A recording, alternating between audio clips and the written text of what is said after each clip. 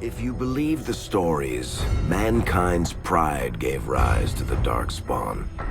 Countless in number and toxic to all life, Darkspawn search endlessly for an archdemon. When they find one, Darkspawn armies surge up from their corrupt barrows beneath the ground, and a blight begins. Grey Wardens are the only warriors capable of destroying an archdemon, and history always honors the one who sacrifices all to kill the beast. In the fifth blight, the Warden was the hero of Ferelden, a mage living in the Circle Tower at Lake Calenhad. Drawn into an escape plot by another mage, the hero became snared in the Circle's dangerous politics. Duncan, a Grey Warden, helped the mage escape to a new life as a warden. The allied Ferelden and Grey Warden forces met in Ostagar, where King Kaelin's armies and a host of wardens gathered, ready to destroy the Darkspawn. But valor turned to despair as Loghain betrayed his king. Kaelin's forces were slaughtered, and the south was lost. The hero, now a full-fledged Grey Warden, survived with the aid of Flemeth, the mysterious witch of the wilds. Joined by Flemeth's daughter, Morrigan, and a Grey Warden named Alistair, the hero set out to build an army strong enough to abolish the Blight. With the traitorous Loghain now seated on Ferelden's throne, the Warden sought help from the influential Arl Eamon of Redcliffe. However, they arrived in Redcliffe to find the town under siege. As each night, undead rose in waves and assailed the battered village. With the hero's help, the people of Redcliffe stood fast against the undead horde. The Wardens reached Arl Eamon's castle only to find the Arl lying at the edge of death, and his court fallen into madness. To save his father's life, Eamon's young son, Connor, had made a deal with a demon, and quickly fallen victim to its possession. The hero intervened, freeing Connor from possession, and breaking the demon's hold over Redcliffe. But deals with demons are never straightforward. The demon agreed only to save Eamon's life, not restore him to health. Arl Eamon needed a miracle to recover. The hero located an urn containing the sacred ashes of Andraste, which were said to cure any ailment. The urn was protected by ancient traps, tests of will, and a dragon-worshipping cult that wanted to twist the urn's power to its own ends. The urn remained pure, but mysteriously disappeared after the Wardens departed. Only the temple dedicated to it still stands. With a pinch of the ashes, the hero restored the Arl to health. Informed of Loghain's treachery, Eamon swore his political and military support. The circles of Magi are bound by oath to aid the Grey Wardens in times of blight. However, Lake Calenhad's tower could offer little help. One of its mages, Uldred, had become possessed by a pride demon and was twisting other circle mages into abominations. The hero fought to the top of the tower and defeated Uldred, saving the remaining mages. Grateful for their lives, the mages joined the Warden's army. The allies gained at the Circle were not the only soldiers to join the Warden's forces, however. Dalish elves don't usually make alliances, but even deep hatred can be set aside in the face of oblivion. An ancient curse was destroying Ferelden's largest Dalish clans, turning the elves into werewolves. Zathrian, the clan's keeper, claimed that the cure required the heart of the great wolf, Witherfang. Years before, Zathrian himself had afflicted a group of humans with the curse that now ravaged his clan. As long as he lived, the curse endured. The hero freed the werewolves from the long-standing curse, and the Dalish joined the Warden's forces. Blights may happen hundreds of years apart, but the dwarves who live below the surface of Thedas fight Darkspawn every day. No one is better schooled in battling Darkspawn than the warriors of Orzammar, except perhaps their allies of old, the Grey Wardens. The hero arrived in Orzammar in the wake of King Endrin's death to find political factions fighting for control of the Dwarven capital.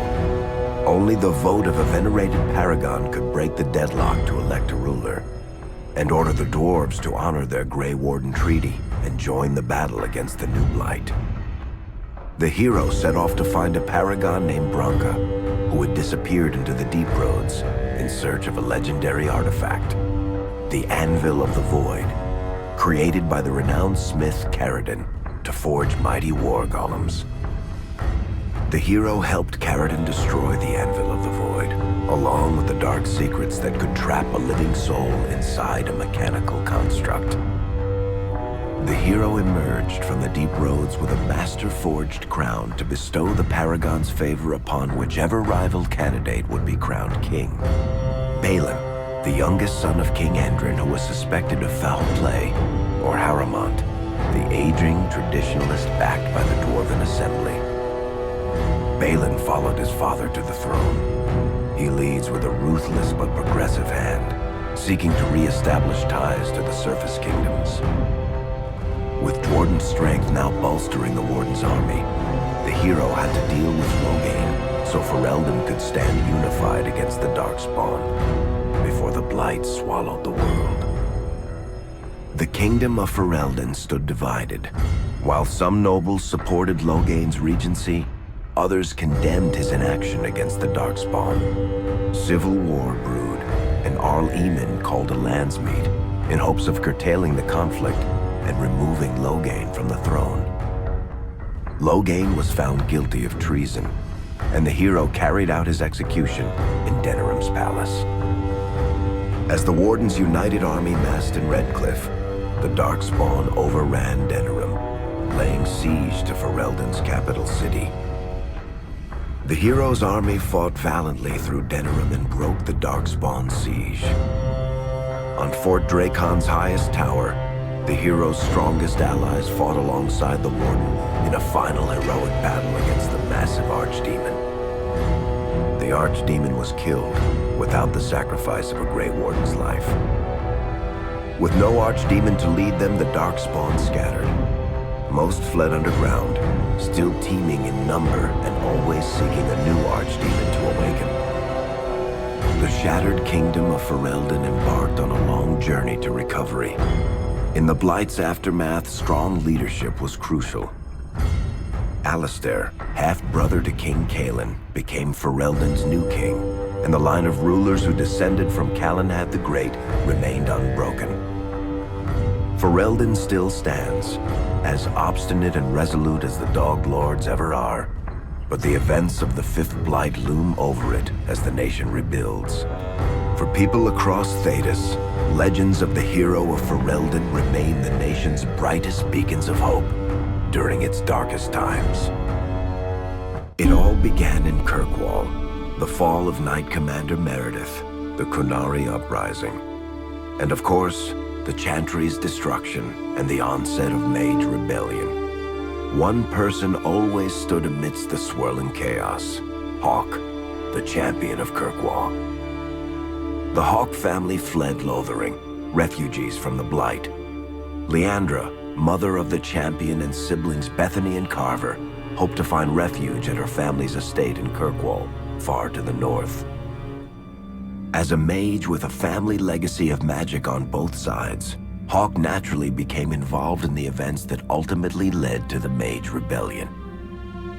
The Hawks escaped the Blight with the help of Aveline Valenne, a warrior and family friend. It's said that the family was also aided by Flemeth, the notorious Witch of the Wilds. Hawk's sister Bethany never reached the Free Marches. She was killed by Darkspawn while defending her family. The family's first years in Kirkwall were difficult. Leandra's brother Gamlin had lost the family fortune. The Hawks lived in poverty, forced to indenture themselves in return for entrance to the city. To pay off the debt, Hawk was forced to work for a gang of smugglers. All the while, Hawk and Carver did their best to hide Hawk's magic from the Templars. Opportunity eventually struck in the form of a dwarf named Bartran Tethras. who was planning an expedition to the deep roads. It was a long shot, but with gold gained from the expedition, Hawk could free the family from its criminal creditors and further Templar scrutiny. Hawk met a rogue Grey Warden named Anders, who possessed detailed maps of the deep roads. These maps were crucial to the expedition's success. Once Hawk obtained them, everything else fell quickly into place. Out of concern for his safety, Hawk insisted that Carver stay in Kirkwall rather than accompany the expedition. Hawk did find ancient dwarven treasure, but the group also stumbled upon a statuette formed from a strange red lyrium. Upon returning to the surface, Hawk learned that Carver had joined the Templars, pursuing his own fate instead of living in his sibling's shadow. The gold Hawk recovered from the deep roads brought back Leandra's stately childhood home in Hightown. The Hawks had barely settled into their new home when Leandra was murdered, a deeply sinister and twisted killing. Hawk hunted down Quentin, the blood mage responsible, but could not prevent Leandra's death. Leandra's tragic death was part of a critical problem facing Kirkwall. Rising tension between the city's mages, who felt increasingly oppressed, and Templars, who grew increasingly suspicious of their activities. Adding to the strain, a large contingent of Qunari had also established themselves in Kirkwall, much to the growing discomfort of the city's rulers. After their dreadnought was shipwrecked many years before, a group of stranded Qunari were allowed to remain in a cordoned-off area in Lowtown. As time passed, the Qunari made no effort to return home, and offered no explanation about why they remained. Tensions rose to a breaking point. Revered Mother Patrice, convinced the Qunari were a threat to the Chantry's faith, incited violence between the Qunari and the Kirkwall populace. Hawk knew that Patrice would bring about unnecessary conflict. Though the champion tried to stop her, Patrice orchestrated the murder of Seamus Dumar, a Viscount's son and a recent convert to the Qun. When her crime was discovered, a Qunari assassin killed her. After Seamus was murdered, the Arishok of the Qunari group lost patience with the humans of Kirkwall. They would now submit to the Qun or die. The Qunari struck hard and fast. They took the palace in Hightown and beheaded the Viscount to immediately quash any resistance. Aided by Knight Commander Meredith and First Enchanter Orsino, Hawk reached the palace and stood toe-to-toe with the fearsome Qunari leader. Hawk fought the Qunari leader. The fierce battle resulted in the Arishok's death and the liberation of Kirkwall from its brief occupation. The Qunari quickly withdrew from the city entirely. Hawk saved Kirkwall and earned the grudging respect of the city's Templars, mages, and nobility, along with the title that history remembers, the Champion of Kirkwall. Kirkwall's problems were still not over, however. After Viscount Dumar's death, Knight Commander Meredith took power and blocked all attempts to appoint a new Viscount. Under Meredith's command, the Templars tightened their grip on the mages, planning to suppress what Meredith saw as a growing rebellion. Anders, who spent years fighting for justice and freedom for his fellow mages, saw that the time for negotiation was past. He destroyed Kirkwall's chantry, killing hundreds, including Grand Cleric Elthina. This single act began a rebellion that spread from circle to circle, until all circles of Magi had risen up in defiance against Chantry rule.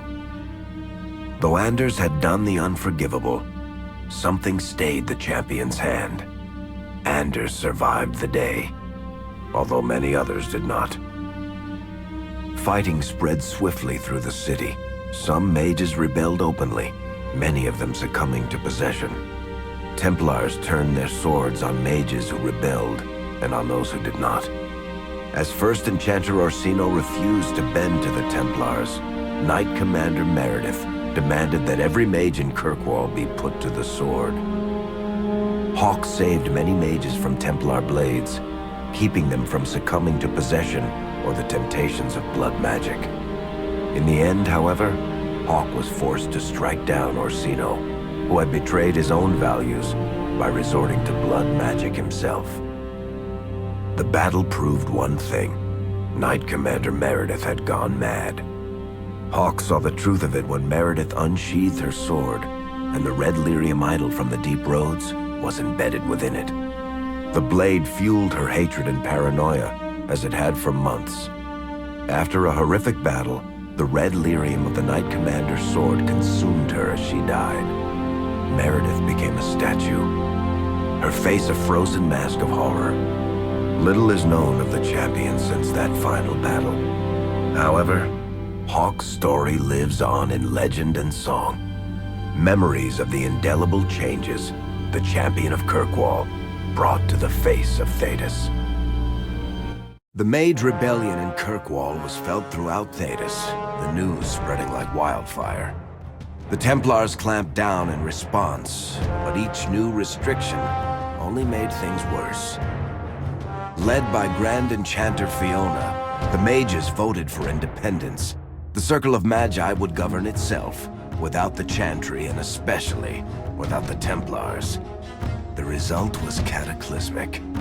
2 circles were destroyed.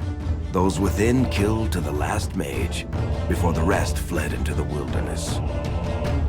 Perhaps the mighty Empire of Orlais could have intervened in the war before it began, but that was not to be. Grand Duke Espard began a deadly civil war against Empress Celine, vying for the Orlesian throne. The mages were offered safe haven in neighboring Ferelden, but the Templars followed, and so their battle spread across all of Thedas. As head of the Chantry, Divine Justinia ordered the Templars to stand down. They refused, declaring their own independence. Thus, the war began in earnest.